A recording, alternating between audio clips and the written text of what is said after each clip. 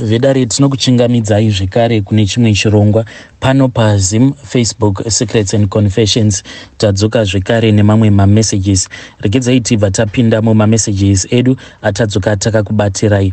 Message yedu yekutanga yakamira sekudai so. Hanzi makadi zvinyi mukomanashi ndinokumbirawo kuti munge muchindiposterawo nyaya yangu makayavika chitupa changu. Ininiwo ndingangotiwo ndiriwo slay queen but ndakanyanya kuwandira kusaidi iri rechibhishu ndinoraramawo nemabasa ekutengesa muviri wangu mukomanashi. Ndingangoti zvinhu izvi ndakazvitanga apo pandainge ndichitori mwana mudiki ende chinonyanya kundirwadza mukoma ndechekuti kuzosvika ndichizotanga kuita mabasa awa ndakatoitawo zvekutobatwa chibharo nasee vangu. Zvakaitika mukoma ndezvekuti inini nasee tainge tichitodanana paya mune zvakanaka. Saka sei ava vainge vakandivanzira vakanditi ivo vainge vasina mukadzi. Sei ava manje pane rimwe day iro ravakazonditora ndokubva vazoenda neni kumba kwavo. Takati taenda kumba kwavo kuya takasvika paya mukoma ndikabva ndaona kuti pamba pavo painge paine umwe mukadzi uyo ainge akagara pasi achichema achirakidza kuti mukadzi uyu ainge aine pamuviri.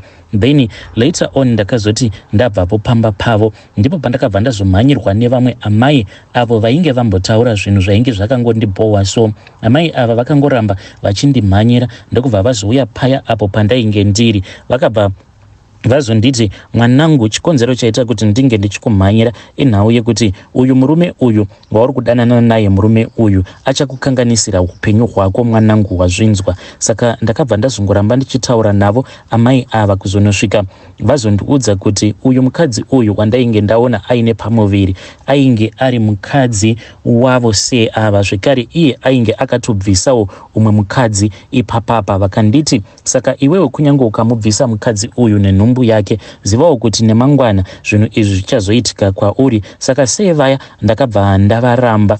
Then ndakati ndavaramba nerimwe zuva sei ava vakabva vazonditi ndinge ndichisara vachinditi ivo vainge vaine mamwe exercise books avo avainge vachida kuti ndinge ndichivatakurira. Saka sevanhu vainge vakadanana vakarambana ndakabva ndangoti zvimwe kuda vainge vaine zvavainge vachida kundiudza but inini nezvavo ndainge ndava kusada because munhu airakidza kuti anoda zvechibhishu. Mukoma takati tasara tiri toga paya sei ndokubva vazonditi ndinge ndichienda muoffice mavo nekuti muclassroom medu ndo mainge muine office yavo. Then ndakati ndichinopinda muoffice mavo ndakabva ndanzwa kuti vainge vavhara door classroom zvekare vachiuya vakabva vazondikira muoffice mavo. Imomo mukoma ndoma vakabva vazotanga kurara neni zvekuti zvinhu zvekuti zvakandirwadza. Kubva ipapo ndakabva ndazova this bitterness towards men ende ndakabva ndazotanga kuwirirana nefriend yangu iyo yainge ichiita zvechibhishu.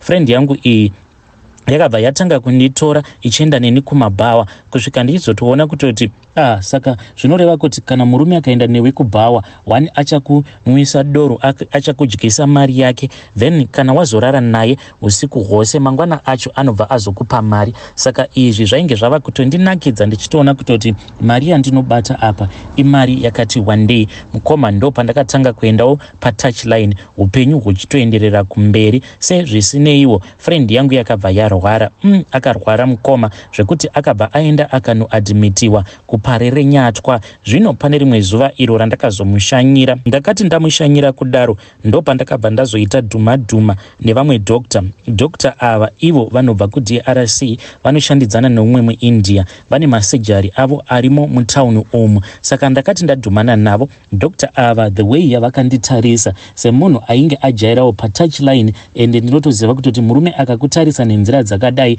anenge atoda nezvako. Doctor ava vakati vanditarisa ndokubva vandipa saini yekuti nditevere. Friend yangu yakatoseka kuti haurevese unoreva kuti wava kutomboita zvemujolo apa iwewe wauya kuzoona murwere. But mukoma panguva yacho iyoyo ndainge ndichitozviudza kutoti panapa ndikuda kutomboonana navo doctor ava. So doctor ava mukomanashi ivo manje vakazoti tava muofisi mavo vakabva vatanga kundiudza kuti vainge vachindida takabva taita zvatakaita muya but zvebonde hatina hedu kuzoita bonde. Saka vakangoti vatadza kuita bonde neni apa ndainge ndichitovanzwira shuga ndikabva ndatoti wairasa iwe but ndakangotaura hangu mumwoyo. Vakabva vandikumbira mafone numbers angu, vakati vandikumbira mafone numbers angu later on vava kutaura neni, ndopa ndakabva ndazovaudza kuti ipo paya pandanga ndiri kuofisi kwenyu matoluza mukana because dai paya matorara neni mahara, ininiwo ndinotoita zvekutobhadharisa bonde, handingorari nemurume mahara.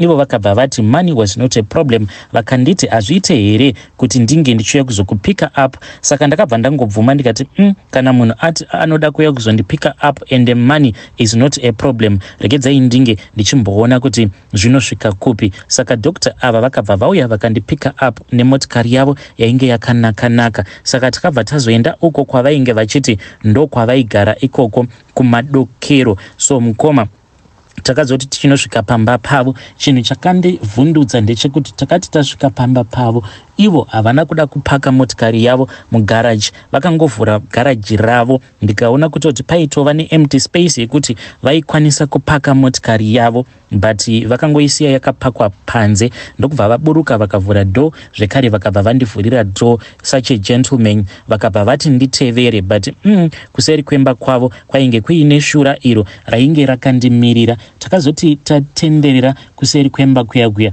wanikwe munhu ava kunditi iwewe ndikuda kuti unge uchizopinda nepawindo remubathroom. Koma ndikati how come, but semunhu wekuti ndajairawo basa iri rekutengesa muviri ndakabva ndangoti you need to mind your business as long as munhu achizokupa mari. Ndikabva ndangozviudza kuti murume uyu it's either ane mukadzi wake, saka hasi kuda kuti tinge tichizobatwa nemukadzi wake. So mukoma ndakabva ndazopinzwa nepawindo paya ivo vachitevera vari mumashure mangu. Saka takati tapinda mubathroom, then the bathroom ndakabva ndaona kuti it leads you straight into the bedroom. Windo riya mukoma rakabva rangosiyiwa rakashama kudaro. Takabva tazoenda mukoma mubedroom muya bonde rakarohwa mukoma, bonde rakatambwa. Ndakati ndamuka kudaro mukoma ndakabva ndaenda kutoilet. Ndakati ndaenda kutoilet kuya ndokubva ndazoona kuti mutoilet umu maiva neumwe mukadzi uyo ainge akamira mukadzi iyeye mubathroom umo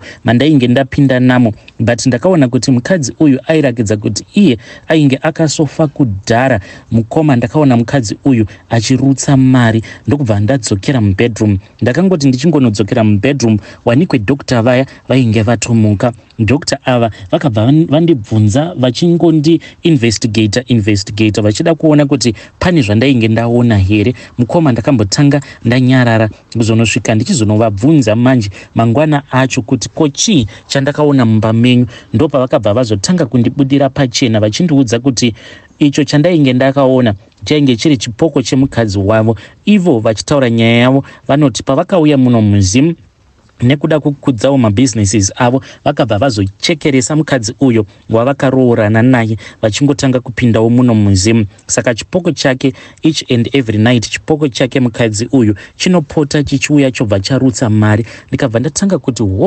ndosaka ndakaona murume uyu the previous night achienda kubathroom mushure mekunge ndaona chipoko ichi akabata changani bag. Saka which means kuti ainge akaloda mari muchangani bag, because from there on akauya nechangani bag rainge rakazara. Saka mumba make mainge muine mafitted wardrobes. Ndokubva azovhura one of the drawers ndikatoona kutoti muwardrobe macho mainge muri empty. Ndokubva azoisa bag riya. Everything that happened ipapo zvainge zviri very suspicious, but mukoma murume uyu akabva andibudira pachena akabva ati unoona zvaunoona kuti inini zvandiri so I am a bachelor and kubva zvandakashayikirwa nemukadzi wangu ndine vakadzi vakati kuti vandadanana navo magirlfriends zvekare neava vakadzi ava vanoita zvekunditengesera miviri yavo, but pavakadzi vose ava vandakapinza pamba pangu nepawindo ndaifungidzira kuti zvimwe kuda chipoko chemukadzi wangu chichazviratidza to any of these women.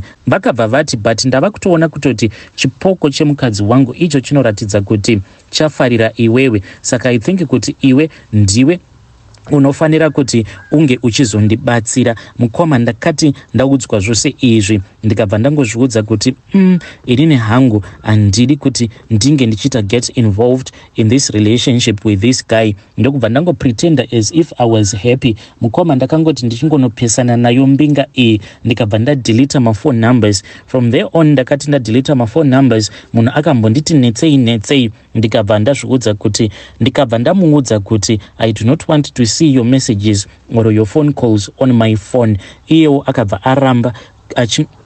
akabva aregedza kuramba achingocommunicata neni. Ndo spiritual encounter iyo yandakaita Mukoma nechipoko chemukadzi wembinga iyo yainge ichitoda zvekutodanana neni zvekudaro. Vidare ndo narration yemessage iyo yandakatumidzirwa navanzvadzi vedu. Zvakangoma hazvo vedu we. Kana kuri kunziwo uri mukadziwo unorarama unoitawo basa iri rekutengesa muviri wako, I encourage you to come to my inbox and tell me your own side of the story, so that we can understand kuti pabasa renyu iri ramunoita iri rekutengesa muviri ndezvipi zvimwe zvinhu zvekuti unoti kana ukazvifunga kuti asi client iya yakambondikecha, client iya I suspect kuti pane zvakaitika, pane zvinoitika pairi. So you can come with your story to my inbox. Regedzai tibva taenda panyaya yedu inotevera. Nyaya yedu inotevera yakamira sekudai so. Hanzi makadi zvenyu Mukoma Nashe, ndinokumbirawo kuti munge muchindipostirawo nyaya yangu makavika chitupa changu. Inini Mukoma ndakanzwa nyaya yaelder avo vari kuti ivo vakadzinga mukomana wavo webasa. Mushure mekunge vadzinga mukomana wavo webasa ndokubva vazomuurayisa. Saka inini I think kuti ndakatonzwirwa nyasha nekuda kwezvinhu izvo zvandakasangana nazvo muchigarden boy ichi Mukoma. Zvakaitika ndezvekuti ndakati ndauya kuno kuSouth Africa ndakabva ndazotanga kushandira umwe mudhara wechiZulu. So saka mudhara uyu wandaishandira dzimwe nguva aimbopota achinditora obva aenda obva anondisiya kumusha kwake kuKZN uko, but pamusha pacho apa Mukoma painge pakangozara makuva chete, pachirakidza kuti pamba apa patova nemakore pasingagarwe. And chaindinetsa ndechekuti vanhu vazhinji at that time, since ndainge ndisati ndava kugona kutaura Zulu, vairakidza kuti ivo pane zvavainge vachida kuzama kundiudza, but inini ndainge ndisinganzwisisi Mukoma. But nekufamba kwenguva pane umwe musikana uyo wandakanyenga. Saka musikana uyu muZulu wandakanyenga ikoko kwandaipota ndichienda ndichinosiwa nemudhara uyu wechiZulu akabva aseka, akabva ati iwe uri kuda kuzoromba nini here? I know kuti iwewe uri n'anga yasekuru ava, nekuti ivo vakarombera pamakombi avo. Apa inini ndainge ndisingatombozivi kuti muZulu uyu mudhara uyu wandaishandira aiva nemakombi, zvichirevera kuti ainge akachengetedza secret iyoyo, akandihwandisira this secret asingade kuti ndinge ndichiziva kuti pamabusinesses ake ose awo ainge ainawo ainge aine mataxi zvekare awo ainge achioperata malocal routes emuJoburg. Mukoma musikana uyu ndakazotaura naye for a very long time, akatonditi iwe handikadanani newe nekuti pamba apa pane mhepo iripo yekuti inozokonzeresa kuti everyone anenge aine connection nawo musha uyu ange achizofa. Ko iwewe hauzvibvunzi here kuti makuva ose awa aripo pamba apa, makuva awa ndearini? Mukoma akabva atanga kundiudza kuti mudhara uyu akauraya mhuri yake yose within 3 years. Mhuri yake yose yainge yafa kubva kumudzimai kunosvika kuchizukuru chekupedzisira. Mudhara uyu akazototanga zvekare imwe mhuri muJoburg muno. Saka ndakati ndaudzwa information iyi, I think kuti ndokutofumukawo kwazvakaita kwandiri, because akabva azouya ndokubva azonditora ndikadzoka kunoku kuJoburg pandainge ndichishanda pamba pake, but ndainge ndichigara kulocation. Saka mudhara uyu aiva nevamwe vashandi vake avo vaishanda vachiita zvekugadzira zvitina. Saka after every 2 weeks vainotorwa uko kwavainge vachigadzira zvitina zvepavement nemablocks. Saka vaibva vazouya vobva vazopiwa mari yavo pamba pake mudhara uyu, because ndo paiva neofisi yake since ainge aine mabusinesses akasiyana-siyana. Saka nerimwe zuva mukoma mundara uyu akabva azonditi ndinge ndichirara muofisi make. This was after in that neighborhood pamboita mbiri yekuti kwainge kuine vanhu vainge vachipinda mudzimba vachiba, vaingotorawo machances vakaita sana Nyaupe, but panguva yacho iyoyo Nyaupe yainge isati yava very popular. Saka akabva anditi ndinge ndichirara muofisi make, but I don't know zvimwe kuda ainge achitoda kutoita mhiko dzake pandiri. Ndakati ndakarara muofisi meya mukoma ndeinge ndakatorara pakapeti. Vakomana, Mwari akanaka. Mwari zvedu hatingomunamati, but Mwari akanaka. Mukoma, kani upenyu hwangu hungadai hwakaguma usiku hwacho ihwohwo, because ndakati ndakarara kudaro ndakabva ndaona nyoka. Nyoka iyi yainge iri pamusoro petable ndakabva ndaona nyoka iyi yainge iri pamusoro petable yake mundara uyu. Nyoka iyi yainge yakangonditarisa kudai, apa yainge yakaita kufutisa pahuro sezviya zvinoita cobra zviya zvekuti kana yakatsamwa inenge yakafutisa pahuro. Iniwo simba kwainge kusisina. Ndaida kuzama kumuka kudai, but ndaitadza kumuka. Saka nyoka iyi ndakazoona kuti chaiita kuti inge ichitsamwa zvairakidza kuti paiva nechimwe chinhu chaitadzisa nyoka iyi kuti inge ichitadza kuburuka patable, because yaitova neshungu dzekuti inge ichindiuraya kana kundiruma. Mukoma, pairakidza kuti paiva nerimwe force, simba rainge rakaibata nyoka iyi. Yakabva yazotanga ichishinyira, but pose payaishinyira yaidzoka ichiita chidiki ichiita chinyoka chidiki kuzonosvika yanyangarika. Yakati yanyangarika kudaro mukoma, ndo pandakabva ndazoona kuti pamusoro petable painge pava nechimwe chainge chakaita kunge chidheka, but chidheka ichi mukoma chainge chisiri chesimbi, but chairakidza kuti chainge chakaumbwa, chainge chakaita kunge mbiya hombe. Saka mukati mechidheka ichi kana kuti mbiya iyi mainge muine maenvelopes mukoma. Ndakabva ndazowana simba manje rekumuka. Ndakati ndichimuka ndokubva ndaenda paya patable paya, because ndakaona kuti maenvelopes aya ainge akanyorwa mazita. Ndichinosvika paya ndakaona kuti paiva neenvelope rainge rakanyorwa zita rangu nesalari yangu, zvekare neenvelope yainge yakanyorwa zita remusikana webasa maid nesalari yake, nevakomana vaya vekuzimu vamwe vekumalawi avo vainge vachishanda kurova zvitina vachishandira mudhara uyu. Ndikabva ndaona kuti saka ndo zvatinoitwa nemudhara uyu,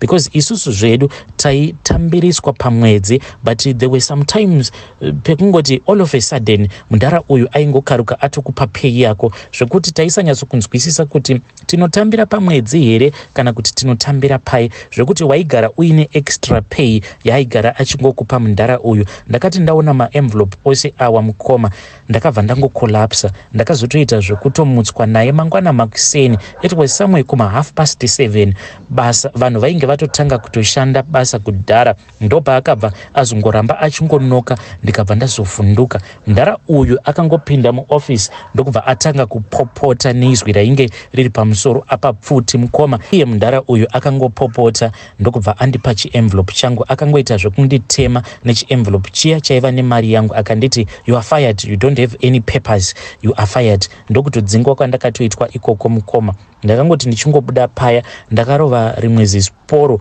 ndakananga kumakombi. Ndakangoti ndichingondopinda mukombe mukoma, ndikabva ndatura befu ndikati panapa Mwari wangu, Mwari mandikonera, zvimwe kuda ndingadai ndatourawa naye mudhara uyu. Kubva ipapo ndakamboita teki nechechi. Unoona kana wapotswa nerufu une nguva yekuti unomboita teki nechechi, but zvakazongoramba zvichingopera mbichana.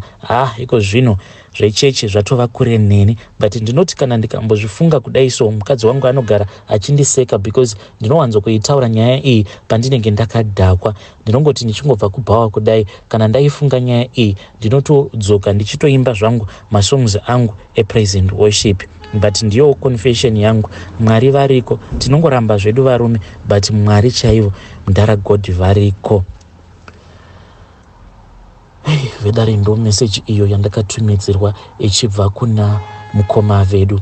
Hanzi ndakati ndaona zvose zvandakaona, ndakamboita teki nechechi. zvangofanana nemunhu akamborwara paya, munhu akambopotswa nerufu, anomboita teki nekunamata, but slowly but surely anobva azotanga kudzokera zvekare kumabasa ake. Hanzi namukoma vedu, ndakatomboita nguva yekuti ndaiva very serious nekunamata, but now ndakazodzokera zvangu kudoro, ndava munwi wedoro chaiye. But ndinoti kana ndakadhakwa ndinotanga kutaura nezvayo nyaya iyi over and over again. And chinorwadza ndechekuti ukaona zvaunenge waona zveusiku, anokubhilivha hakuna, anofa akakubhilivha kuti izvi ndo zvawakaona. Ndo chinorwadza ichocho.